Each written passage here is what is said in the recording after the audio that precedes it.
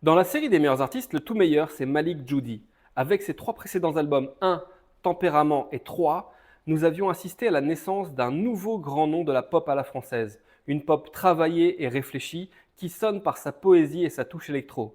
Ayant su s'entourer rapidement de ses illustres prédécesseurs, Malik Djoudi avait déjà pu inviter Étienne Dao, Philippe Catherine, Isabelle Adjani, mais aussi Juliette Armanet en représentante de la nouvelle vague. Pour ce nouvel album vivant, le quarantenaire a enregistré au fameux studio Lafrette avec l'ingé son britannique Ash Workman. Ce dernier était déjà présent sur Tempérament, qui avait été nommé album révélation de l'année aux Victoires de la musique 2020.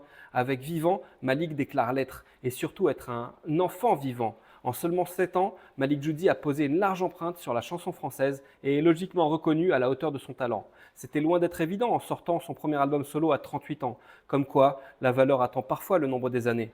Nous, on s'en fout du succès, nous, on s'en fout des autres. Voilà un adage parfait pour réussir son bonhomme de chemin, faire de la qualité, travailler soigneusement. Et c'est comme ça que ça peut fonctionner. Sa cigale du 3 décembre est complète et sa tournée prend la même voie. Certes, les médias le suivent de très près et le soutiennent fort, du Monde au Figaro en passant par l'Obs et Libé, ainsi que Quotidien. Ça aide à remplir les salles, mais ce n'est pas suffisant à l'heure de la profusion de l'offre d'artistes et de concerts. Alors on préférera croire que c'est grâce à l'élégance majestueuse de Vivant, à la douceur de sa voix et à son charisme que Malik Djoudi séduit les foules. Si le titre Vivant est le single, on vous recommande Mes Amis, qui donne bien envie d'être le sien.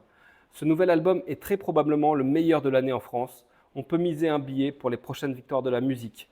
Fin.